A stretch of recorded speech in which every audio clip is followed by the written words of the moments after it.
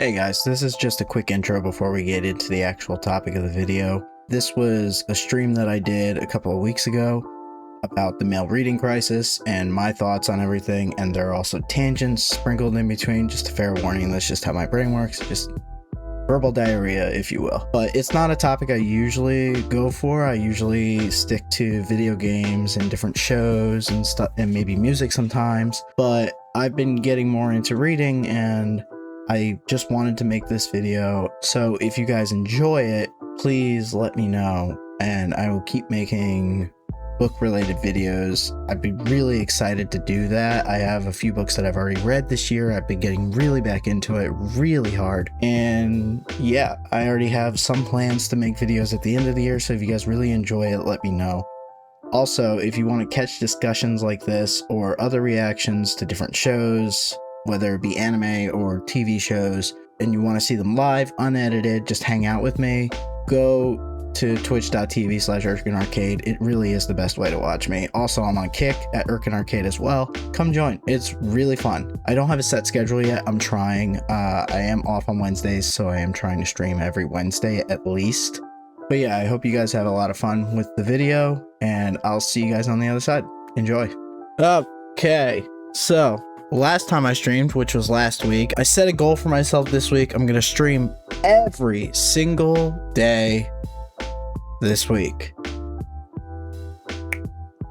Didn't stream at all, so that's how that turned out. So last time I streamed, I made a joke about how my YouTube feed is just completely plastered with videos of either Asmongold or VTubers or just games or, you know, anything like that, which is fine.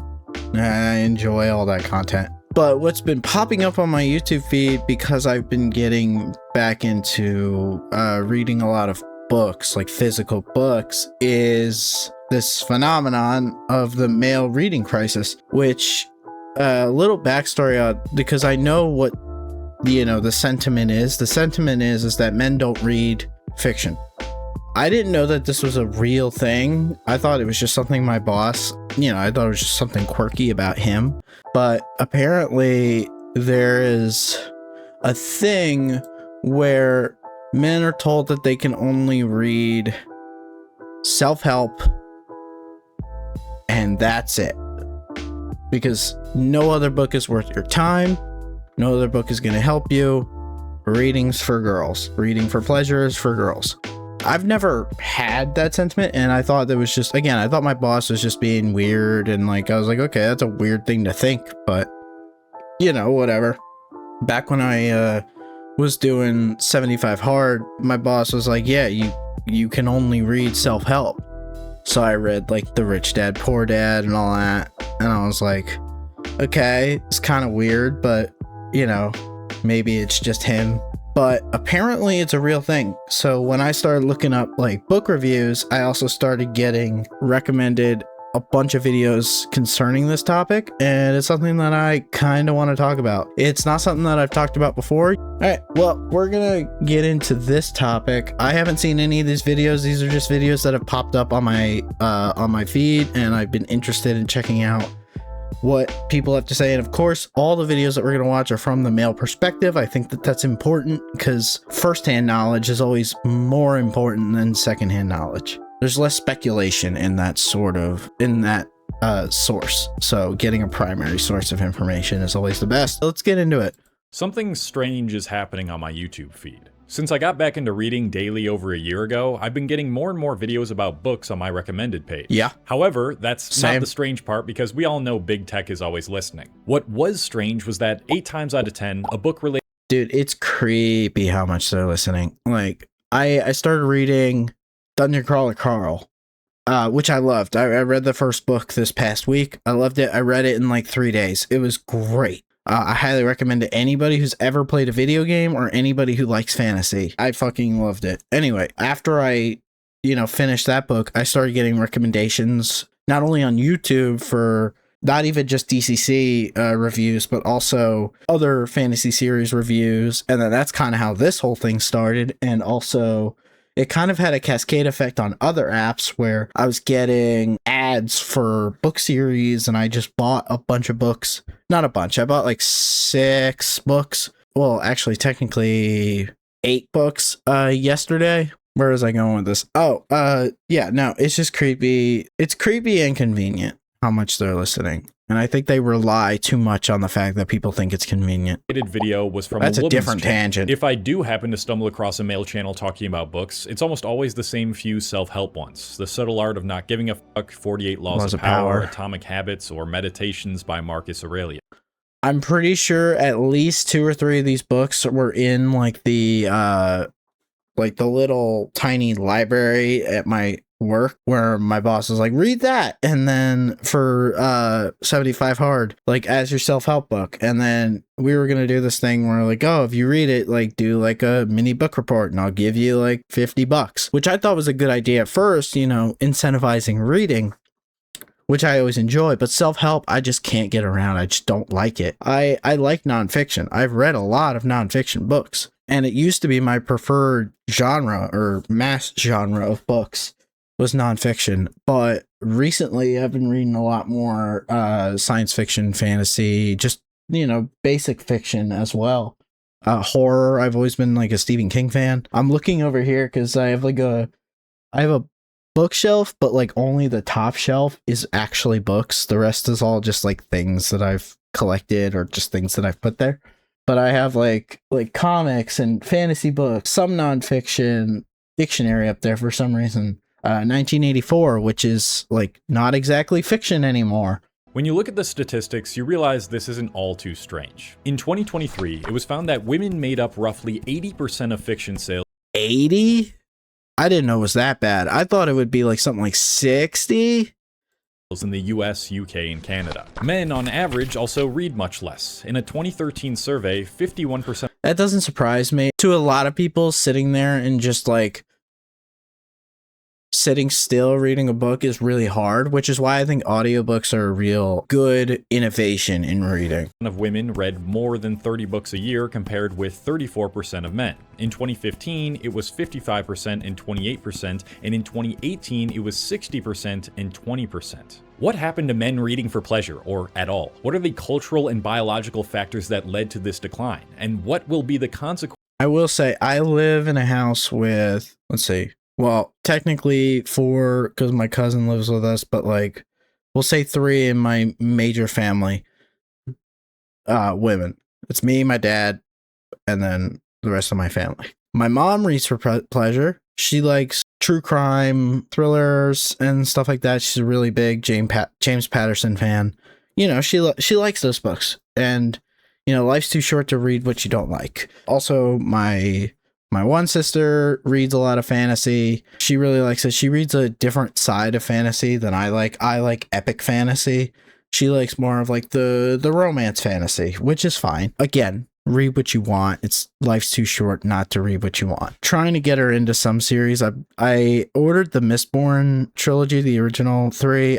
That's the books I got from the UK because I think the white covers are just nicer, so I ordered them. So they should be here in a few weeks, and I'm trying to get her to read Mistborn because I like Brandon Sanderson. I've been actually listening to a lecture on writing fantasy sci-fi fiction from Brandon Sanderson because he teaches a class over at BYU, and he has the entire lecture series on YouTube. So I've been listening to that at work. Yesterday, I kind of was like, oh, I'm just going to immerse myself and listen to this guy, this author that I respect, talk about books. Anyway, what I was going to say is like, I don't think I've ever seen my dad read. Like, I really don't think I've ever seen him read a book. And my dad's not dumb. He's a very smart guy, but I've never seen him crack a book. If this my uncle though, my one uncle, he's a big reader. Trend continues. Let's answer those questions in this video. So I kind of have a mix. An update on overall reading trends. In a 2022 survey, the NEA reported that 48.5% of adults read at least one book in the past year, compared with 52.7% 5 years earlier and 54.6% 10 years earlier. The sharpest decline can be observed with novels and short stories, aka fiction, especially among young men. In 2017, the share of women reading novels or short stories was down to 50%, and in 2022 to 46.9%. But men saw their fiction reading rate slip from 35.1% in 2012 to 33.0% in 2017, and I mean, it started low and the drop. I mean, from 35.1, I'm getting ahead of the video a little bit, but from 35.1% to 27.7, that's statistically significant.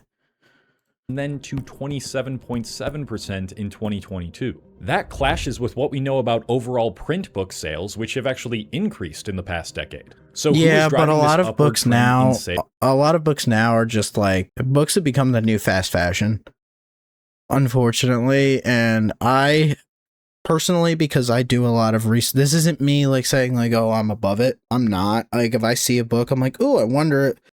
I won't see a book that I'm like, oh, I wonder if it's good and just buy it. I will do research on it, and I will, try not to get spoiled, but I'll also like see what the book is about, if it has any actual merit, before I decide to buy it. To understand why this is the case, we can look back as far as our adolescence. A Book Trust poll found that 42% of mothers, compared with 29% of fathers, read with their under ones every day, while 71% of mothers, compared with 62% of fathers. So anecdotally, I mean, I've experienced this when we would read fairy tales before going to bed as a kid. It was always my mom that read to us.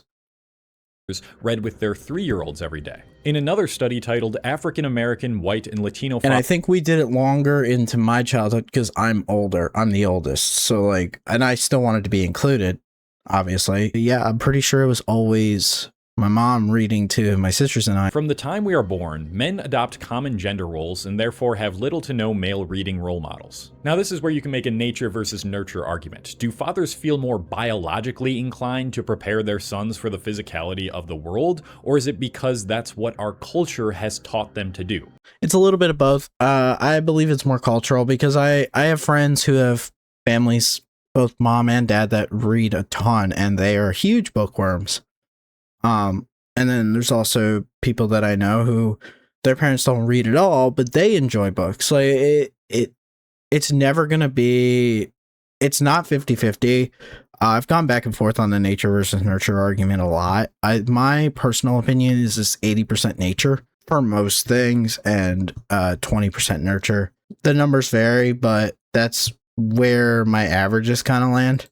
Honestly, I think it's a little bit of both. I think men tend to naturally gravitate towards and fixate on things related to the physical rather than the emotional, which pushes many men to overdevelop that area of their life and underdevelop the more intuitive, empathetic, emotional side. However, this is 100% not an excuse to allow this trend to persist. There is so much lacking culturally in regards to how men treat other men and how they perceive other men who are more in touch with their emotional literary side. We're told that they're, fairies, that they're like weak, but I don't know how many people actually like believe in that kind of stereotype anymore. It's probably different everywhere, and it's probably different by family and by culture, but like, I don't know. I've never had that inclination about someone just because they enjoy something that maybe I don't understand. that allowing ourselves to be vulnerable, letting our emotions I personally don't play, well, I used to, but I don't play instruments, and but I think it's fucking cool that somebody would dedicate their time to learning something like that. I'm not a linguist, but I think people learning to translate things or picking up different languages for different reasons is really cool. I've actually been trying to learn Japanese and Korean because of possible job opportunities. There's always going to be someone who enjoys something that maybe you're not familiar with, but I've never experienced any kind of negative connotation just for someone's hobby before. Express themselves and being, except for knitting. I have called my sister an old lady for knitting, but that's just a joke. Like, we're siblings rib each other. That's kind of what we do. Moved by words on a page is childish or gay. As a result, our interests develop in different ways, and I think this subtly influences us to find— Wait, hold on, go back. So you reading Golden Sun? Because I've been meaning to pick up the Red Rising trilogy. It is Golden Sun. Allowing ourselves to be vulnerable, letting our emotions express themselves, and being moved by words on a page is childish or gay. As a result, our interests develop in different ways, and I think this subtly influences us to find books, especially fiction, less enjoyable than they are to women, which is back. I was thinking about, like, you know, if words on a page move you, I've had words on a page move me, and this is coming from someone who, like, full disclosure, I went to a lot of funerals as a kid. A lot of my family was dead by the time I was like 13. And I, you know, at one of the funerals, I mean, as sad and weird as it is, like, I was just like, I'm just not gonna cry anymore. And, yeah, but I mean, there's some times when, like, whether it's movies, TV shows, but those are easier because they have the music behind it that kind of invokes that emotion. But books sometimes, you know, can get you even the hardest of parts to, you know, open up. I don't think that's necessarily gay or girly. In 2018, 24% of 15-year-old boys and 44% of girls the same age agreed that reading is one of my favorite hobbies, while 60% of boys and 39% of the only problem with this, the way that this study is portrayed, is favorite. Like, there's a hierarchy of hobbies, because a lot of guys are like, oh yeah, I read, but like also I play soccer or I play basketball. Those are the two sports that I grew up playing. A lot of people are gonna have like more enjoyable hobbies. Like right now, I wouldn't say reading's my favorite hobby. I would say I play video games. I stream, like, but one of my favorite hobbies is still reading. One of my hobbies is drawing. I enjoy reading a little bit more than drawing, especially since I haven't done it in a long time. I feel like the hierarchy kind of skews the percentages a little bit. The comparison is interesting because it's a comparison between boys and girls, which kind of eliminates the hierarchy argument, but I think boys are more likely to say that they're more interested in things like sports or, you know, TV or video games or, you know, just skateboarding, or I guess as a sport, but like something like that, which I guess is the argument that boys are more into like the physical side of things versus the emotional and intellectual side of things, especially at a young age. I'm talking really fucking fast. I have to slow down, but this is just something that I'm really interested in. And I'm also like, I'm a pretty well-read guy. So like, sometimes words just come out, and hopefully I'm not talking super fast. Hopefully I'm not hard to understand, but it is kind of interesting that they're using the hierarchy of, oh, it's your favorite hobby in the study versus like, oh, do you read for fun? Girls agreed that I read only to get information that I need.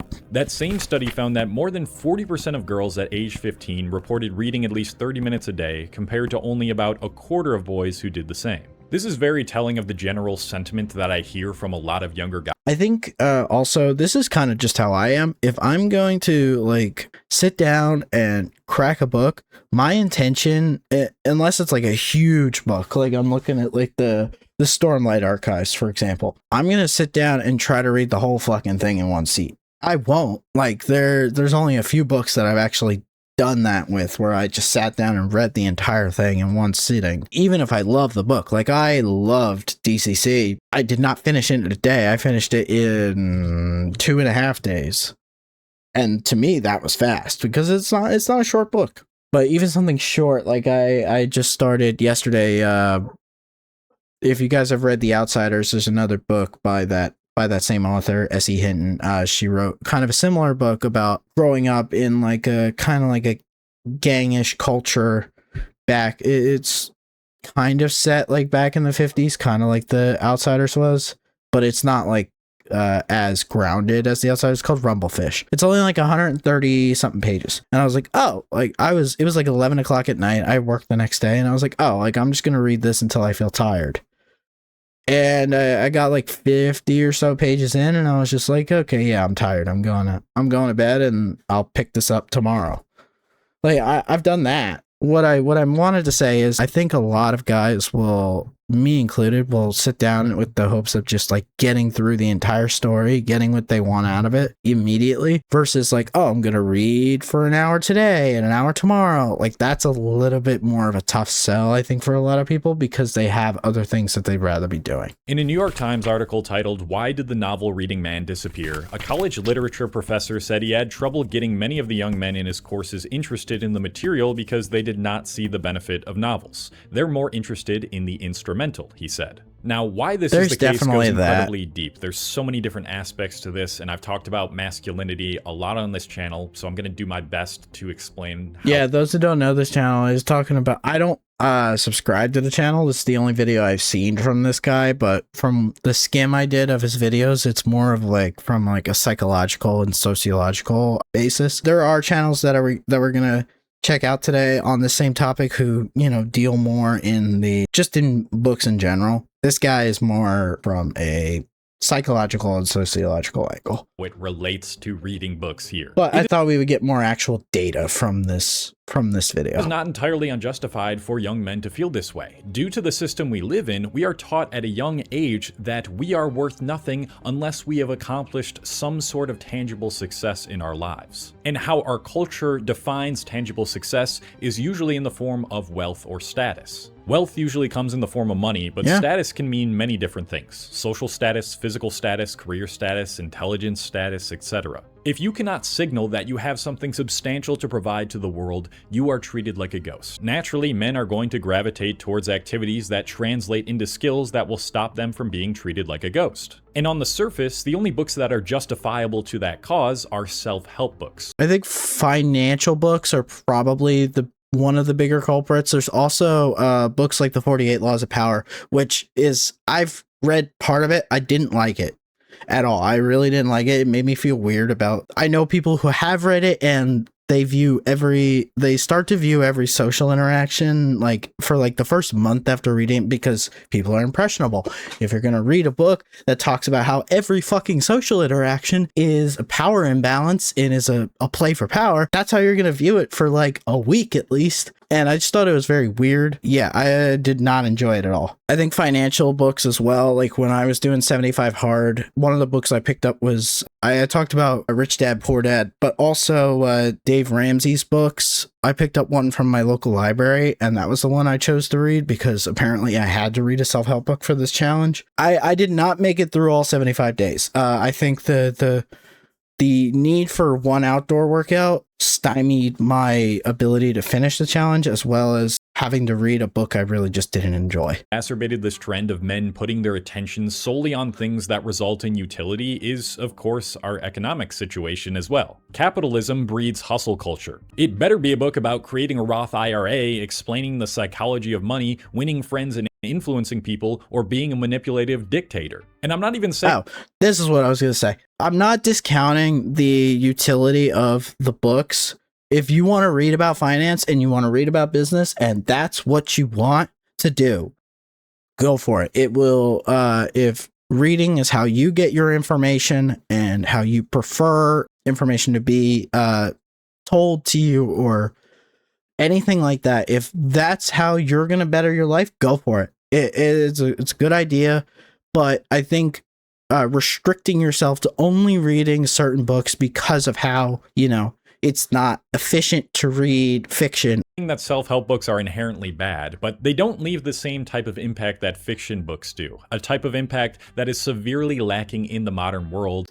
I disagree. I think it actually depends on what you do with it. Newly analyzed data drawn from Nielsen Book Data's consumer research shows that for the top 20 best-selling female writers of fiction and nonfiction purchased in the UK in 2023, fewer than 20% of purchases were made by men, with the majority of these focused on the classics as opposed to works by contemporary writers. In comparison, 44% of the top 20 best-selling male writers of fiction and nonfiction were bought by women. Going off what we know about the That's interesting. culture in our economy, my hunch is that men are less open to receiving ideas and insights from someone like a female author who they might— Yes and no. I would say most of my books are written by men. I just ordered a Babel by R.F. Kuang. That's written by a woman. I've been looking into The Poppy Wars as well, which is R.F. Kuang. There's also Sword of Kaigen, which is a woman that's M.L. Wang, I think. I think my books are split between male and female authors pretty evenly. Yeah, I read a lot of the same author. Like I read a lot of Brandon Sanderson and John Gwynne. I have like the entire Bone series as well, like the whole compendium. But yeah, I would say it's definitely not even, but I wouldn't shy away from a book just because it was written by a woman. That's that's for sure. I think that's kind of close-minded and kind of asinine a little to bit. help them with something regarding tangible value. Their motives for reading are different. Conversely, women I have a lot of classic sci-fi, fantasy, herbalism, how-tos, etc. Yeah, like speaking of classics, because it was Prime Day yesterday, I decided, oh, books are 75% off. I'm gonna order like some series. I ended up just ordering the pocket-sized Lord of the Rings series, so all 4 books, The Hobbit, and then the 3 Lord of the Rings books, that are all pocket-sized, leather-bound, like hardcovers. It was like $25 for all 4 books. I was like, okay, yeah, I'm not passing that up. And I also got the Babel for like $15 hardcover. are more open-minded and receptive towards receiving different viewpoints that come from men, and on top of that, their motive for reading is more frequently one of leisure. But that's just my theory. I would love to know what you think about this particular data point by leaving a comment. Have you heard of Lord of the Rings? I have not. It's a parody written in the 70s by a college group of writers. That's pretty cool. I think I want to experience the actual books before I read the parodies. I haven't actually read The Hobbit, or I guess I haven't read any of them, I guess. I've seen the movies, and I made a deal with my friend that I would watch the movies if he would watch these certain anime series. I think I told him it was either Black Clover or Hunter x Hunter. Yeah, I've heard that the movies leave a lot out, and that they made the movies more of an action movie versus like the epic fantasy that the books were trying to get to. So I'm really excited to read the books.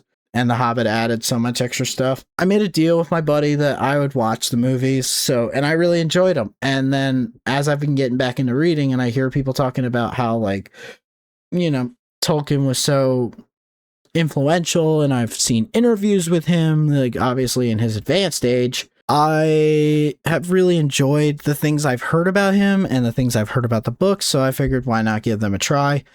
Even though I know the basic story from the movies, I've also been looking at his influences.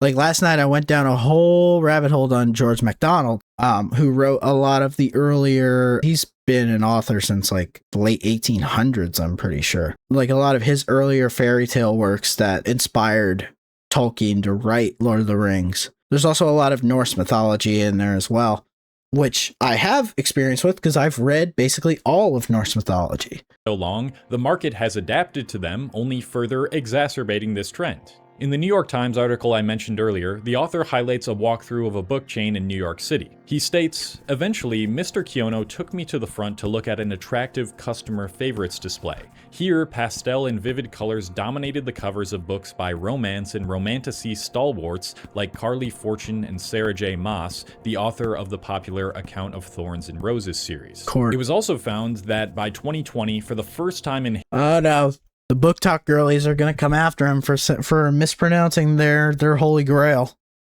history, women were publishing more books than men, contributing to increased revenue for the industry for both male and female consumers. And I think many of these sales can be attributed to BookTok. BookTok is the site of TikTok where readers recommend and review their favorite books for their audiences. And if you search BookTok and scroll for even just a little, you will see that the majority of creators are women, and that they are mostly recommending the same types of books, like romantasy, that are being displayed front and center in I'm very torn on this specific subgenre because on one hand, enjoy what you want to enjoy.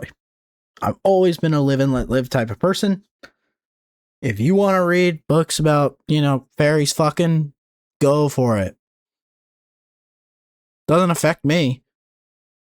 Just understand that that's not my particular taste. In bookstores. So because of recent developments in reading, online and physical retailers start pushing more female-dominated book genres to the forefront of their stores, thereby attracting more women than men. Oh my god, there was an entire table of just Sarah J. Maas. I'm like, this woman is rolling in it. Like, in terms of money, dude. Like, fuck.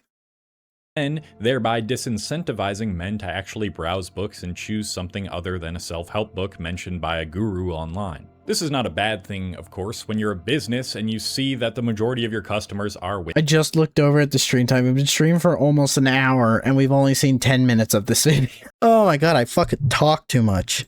Of course, you're going to adjust your I have a lot to store say, or your okay? marketing to appeal to the majority of your customers. Lots to say it's about great nothing. that both men and women are publishing around the same amount of books now, which allows for better representation. But if this were to continue, I think men will find it increasingly hard to justify picking up a fiction book, or really any book for that matter. One global study found that 4th grade girls had higher average reading achievement levels in almost all of the 50 countries surveyed than boys in the same grade, a trend that has held since 2001. According to the OECD, data looking at 15-year-olds across developed countries, girls outperform boys in reading in every single OECD nation surveyed. And what happens when those guys grow up? They lag heavily behind in the very things they want to achieve by avoiding fiction. Studies show that people who read books not only live longer than people who don't read books, but also have a longevity advantage compared to those who read newspapers or magazines.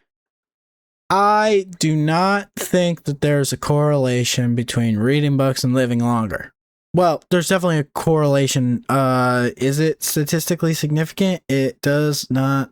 I mean, it does look like there is, but I don't think that there's any kind of causation here that you can extrapolate from this data that reading makes you live longer. I don't think that that's true. Even after adjusting for covariates such as age, education level, wealth, and health. The Barbara Bush Foundation found that high literacy rates are associated with a stronger economy, healthier families, safer communities, increased civic engagement, and therefore more opportunities to break multi-generational cycles of poverty. This, I believe. Multiple studies also show that reading fiction books specifically increases empathy and understanding of others more than reading nonfiction. And not only that, but reading fiction is perhaps the greatest defense mechanism against social media brain rot, which has overtaken almost— That's a big one.